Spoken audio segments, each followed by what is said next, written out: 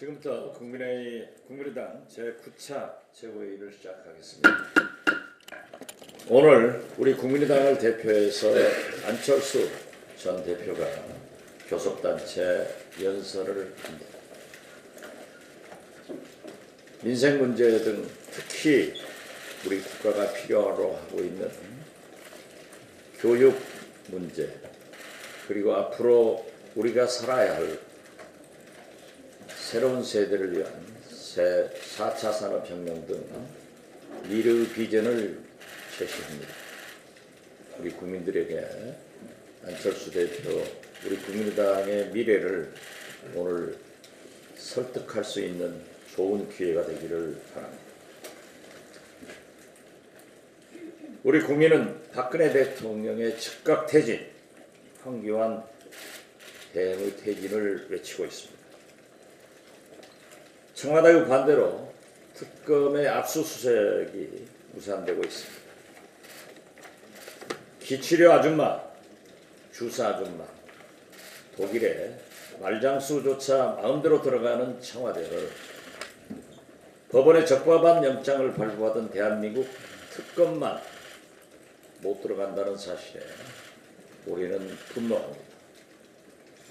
청와대는 즉각 특검 압수수색에 응하고 박근혜 대통령은 특검 대면 조사에 조건 없이 응할 것을 거듭 촉구합니다. 또 박근혜 대통령도 특검을 조사하는 수차 받겠다라고 한 약속을 한 것을 다시 한번 상기시킵니다. 아울러 황교안 총리에게도 촉구합니다. 권한대행과 총리를 오가면 국회 대정부 질문 출석, 청와대 압수수색에 대한 입장 발표를 요리조리 피해서는 안 됩니다. 깍두기 노리는 어린 시절 친구를 배려하는 우리들의 소중한 문화이지 황교안 총리의 짐을 덜어주자고 하는 것이 아닙니다. 황교안 총리는 특검의 압수수색, 청와대 압수수색에 대한 입장을 신속하게 당당하게 밝히고 협조해줘야 한다는 것을 촉구합니다. 또한 국회의 대정부 질문에 출석해서 우리 국민들에게 국정의 소상한 방향을 직접 육성으로 밝혀줄 것을 촉구합니다. 이상입니다. 지난 주말에 동탄 신도시의 66층짜리 초고층 주상 복합 건물에서 화재가 발생해서 4명이 숨지고 47명이 다쳤습니다. 대부분의 화재는 부주의 그리고 안전 불감증에서 시작되는데, 이번에 화재가 난 건물은 화재 경보기가 3일 전부터 꺼져 있었고 스프링클러가 작동하지 않았다는 진술이 나왔습니다. 그런데 이 건물이 얼마 전 화재 대비 경진대회에서 최우수상을 받았다고 하니 황당할 뿐입니다. 또한 이번 화재 사건으로 인해서 드러난 구조적인 문제는 우리가 초고층 건물 화재에 대해서는 전혀 무방비 상태라는 것입니다.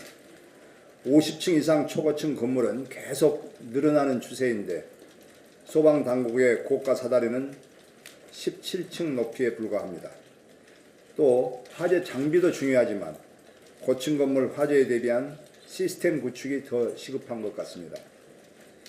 초고층 건물이 많은 두바이는 소방당국과 건물 4만 개의 비상경보장치를 연결해서 화재에 즉시 대처한다고 합니다.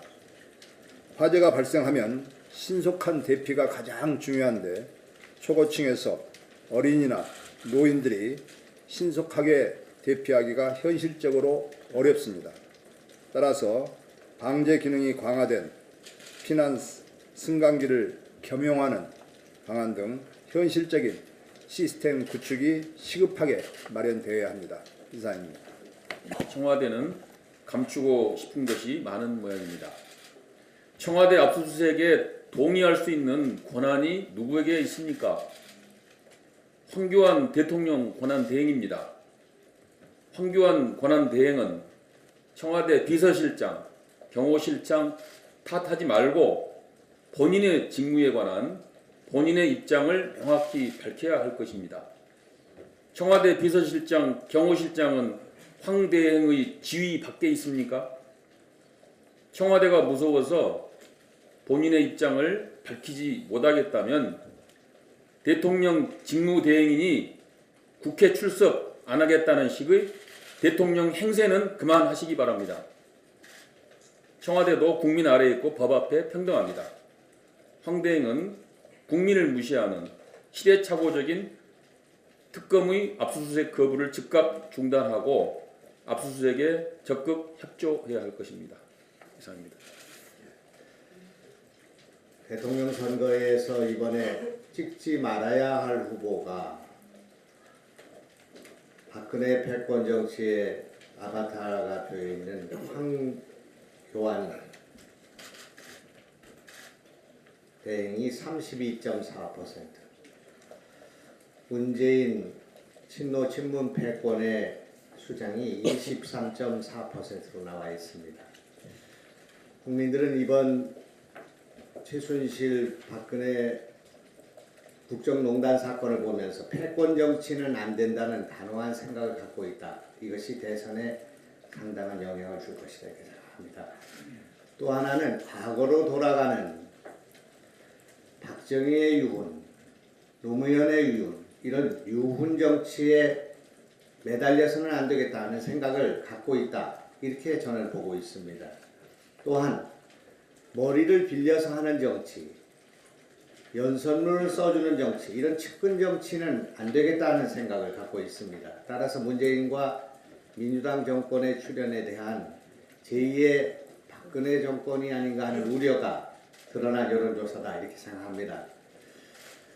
더불어민주당의 경선이 대연장을 둘러싸고 노무현 대통령의 적자 논쟁으로 비화하고 있습니다. 참 기막힌 일이라고 생각합니다. 미래로 가도 시간이 부족한 이 상황에서 과연 참여정부와 열린우리당 정권이 성공했다고 보는 국민이 과연 얼마나 있겠는가 하는 생각을 하게 됩니다만 노무현 대통령과 박정희 또 이런 위패를 놓아줘야 된다고 생각합니다. 미래로 가기 위해서 그런 것이 필요하다고 생각합니다. 여기에 매달려서는 안 된다 이런 말씀을 드리고 합니다. 왜 더불어민주당의 문재인 후보는 특전사 코스프레를 포기하지 않고 있는가, 집착하고 있는가, 이 문제를 지적하지 않을 수 없습니다. 어제 전인범 전 특전사령관이 영입이 되었습니다만 이분은 취임 직후에 2014년 9월 13일 공수 여단에 취임하자마자 포로처럼 고문훈련을 시켜서 2명의 군인을 사망시킨 그런 전력이 있습니다. 그때 우리는 세월호 사건으로 무고한 국민들이 죽어나가는 그런 상황 속에 있었습니다만 이거는 노무현 대통령이 금지시킨 10년 동안 해왔던 것을 금지시킨 것인데 신발 주머니로 얼굴을 묶으면 어떤 일이 일어나는가를 점검하지 않은 데서 오는 문제였습니다. 이런 특전사령관을 영입한 것을 자랑하고 전두환 대통령의 특전사에 근무한 것을 자랑하는 것은 우리가 5.18의 상처를 갖고 있고 또한 전두환에 대한 여러 가지 국민적 판단이 있는 상황에서 왜 이렇게 특전사에 매달리고 있는가 하는 문제를 지적하지 않을 수 없습니다. 만일 이런 분을 우리 당이 영입했더라면 패권의 사이버 테러단들이 어떤 일을 했을까 하는 것을 생각해 보면 정말 자기가 하면 로맨스다 하는 그런 말이 있습니다만 이런 일이 있어서는 안 되겠다 생각합니다. BBC, MBC, SBS 등 방송사와 우리나라 방송사의 정규 전형 뉴스에는 한 가지 현저한 차이가 존재합니다. 미국은 거의 항상 해외 뉴스로 시작하는 반면 우리는 거의 항상 국내 뉴스, 그 중에서도 정쟁 관련 뉴스로 시작합니다. 워싱턴 포스트나 뉴욕 타임스 등과 우리나라 일간지들과의 그 같은 차이는 더욱 두드러집니다. 미국 쪽이 글로벌 이슈에 우리 언론이 국내 정쟁 보도에 보이는 관심의 차이만큼이 한미 양국의 국위 차이일지도 모르겠습니다. 특히 우리 한국 정치, 자기만 옳다면서 그저 남 탓하는데 이골이 나버렸습니다. 지난 총선 때 신당이었던 우리에게 몰린 26.74% 신규 고객들은 새누리와 더불어의 끝없는 내 탓 정치, 니 탓 정치에 신물이 난 작은 반란군들이었습니다. 신당만큼은 제발 그러지 말아달라는 요구와 기대였던 것입니다. 우리가 그 같은 총선 민의에 얼마나 잘 부응했었나 자문해보지 않을 수 없습니다. 반기문 불출마 선언 이후 발표된 최근의 여론조사 8개 모두를 살펴보면 우리 당 지지율과 후보 지지율이 최고 11.7%, 최저 7.1%로 나옵니다. 반기문 불출마로 우리도 반사이익을 꽤 누릴 거라는 기대와는 상반되는 것입니다. 반전의 계기가 필요합니다. 반전은 민주당의 경선 결과와 우리의 분발을 통한 자강 이 둘뿐일 텐데 앞에 것은 우리의 정치력 밖에 있습니다. 따라서 지금 필요한 것은 대체 어떤 부진 요인이 우리 내부에 있었던 거냐는 문제의식입니다. 이런 관점에서 저는 두 가지를 제안합니다. 하나는 창당 초심과 총선 민의를 과학적으로 재독해 징후적 독서할 것을 제안합니다. 그것은 신당다움의 회복입니다. 어쩌면 경제 진보와 안보 보수보다 더 중요한 것입니다. 새누리도 아니고 더불어도 아닌 완전히 새로운 정치, 뼛속부터 철저히 새로운 정치, 즉 우리 자신과 우리 내부에 대해서는 혹독하리만큼 엄격하고 상대 후보와 상대 후보에 대해서는 너그러운 그런 새 정치를 오늘부터라도 시작하는 겁니다. 다시 기본으로 돌아가는 것입니다. 그것이 신당에 대한 국민과 언론의 기대였던 것입니다. 총선 이후 10개월 평가위원회를 즉각 출범시켜 다시 경로 설정해야 한다고 생각합니다. 또 하나는 과감한 인수합병입니다. 삼성이 커넥티드카 관련 전장사업 분야 기능 보완을 위해서 작년에 미국 하만사를 인수합병했던 것처럼 우리는 시급히 당 밖 여러 지도자들과의 협상을 공식화해야 합니다. 설 명절 전야 용산역에서 귀성객을 환송하고 최고위원회를 시도별로 순회 개최하고 전통시장 방문하고 대학 방문, 대학 강연 다니는 것을 저위정치, 로우 폴리틱스라고 한다면 어떤 정치 세력들과의 가치 동맹 합의 선언 같은 것을 우리가 고위정치, 하이폴리틱스라고 할 것입니다. 물론 둘 다 필요합니다. 그렇지만 지금은 저위정치보다는 고위정치를 작동시켜 우리 당과 후보들의 범주적 한계를 뛰어넘어야 합니다. 시장의 이목을 집중시킬 대형 호재를 발굴해서 살려가야 합니다. 이를 위해서 개혁진영, 연대, 연합, 추진위원회를 출범시킬 것을 제안합니다. 솔직히 조금 늦은 감도 없지 않습니다. 그러나 아주 늦은 것은 아닐 것 같습니다. 위기와 애당심으로 이 부진 국면을 뚫을 수 있다고 믿습니다. 문제는 우리에게 그럴 용의와 용기가 있느냐는 것이겠습니다. 수출, 내수, 가계부채, 일자리, 외교의 5대 절벽 앞에 위태롭게 서 있는 상황입니다. 우리 코가 석자입니다. 이런 처지에서 미국 트럼프 정부가 미국 우선이라는 깃발 아래 휘두르는 통상 공세를 슬기롭게 헤쳐나가야 하는 무거운 부담까지 짊어지고 있습니다. 아차하면 절벽 아래로 떨어집니다. 서민들이 제일 먼저, 제일 아프게 당할 것입니다. 우리 경제를 이 지경으로 만들어 놓은 박근혜 정부의 무능만을 탓하고 있기에는 상황이 너무 엄중합니다. 황교안 권한대행 역시 박근혜 정부의 무능을 그대로 이어가고 있습니다. 현 시점에서 문제를 해결하고 민생을 챙기는 것은 우리 국민의당의 존립 근거이자 역할입니다. 국민의당은 4차 산업혁명을 대비하겠습니다. 4차 산업혁명 관련 입법들을 민생경제 관련 입법들과 함께 해당 상임위에서 적극 논의해서 자율주행차, 드론, 빅데이터, 인터넷링 등 신산업 및 미래 먹거리 육성에 적극 참여하고 추진하겠습니다. 마치겠습니다. 저는 지난 2일 더불어민주당 문 전 대표의 4차 산업혁명 구상이 현실과 너무 동떨어져 있다고 비판한 바 있습니다. 우리 당의 안철수 의원도 문 전 대표의 구상에 대해서 70년대 박정희식 패러다임의 발상이라고 평가했습니다. 이에 대해서 더불어민주당은 또 안철수 의원이 대단히 공부가 덜 된 비판이다라고 논평했습니다. 4차 산업혁명은 피해갈 수 없는 확정된 미래입니다. 제조업과 정보통신기술의 융합이 핵심인 4차 산업혁명은 고도의 창의성과 자율성이 요구됩니다. 70년대식 사고방식으로는 성공시킬 수 없습니다. 밤샘 벼락치기 공부로 준비할 수 없습니다.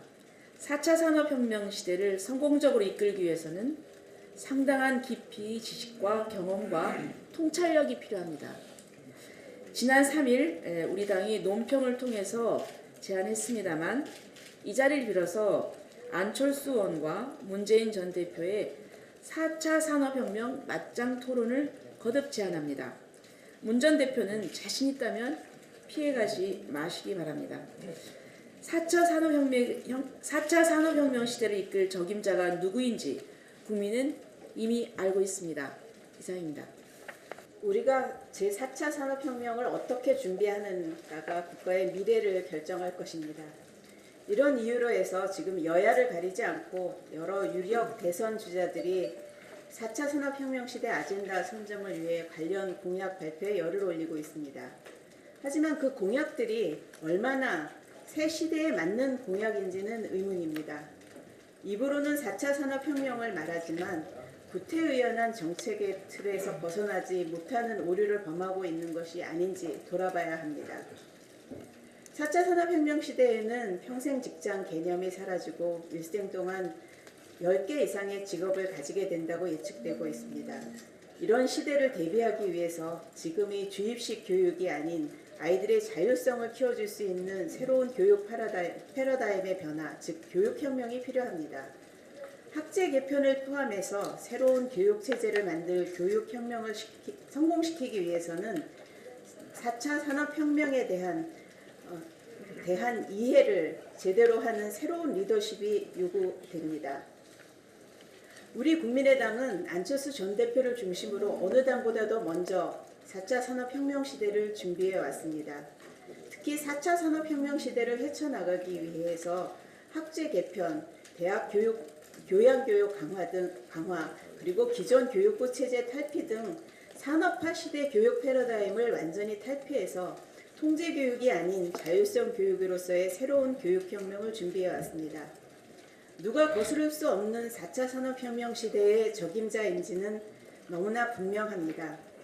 국민의당은 통제교육이 아닌 자율성 교육을 실현하고 아이들을 산업화 시대의 부속품이 아닌 4차 산업혁명 시대에 맞는 인재를 육성할 수 있도록 노력하겠습니다. 이상입니다.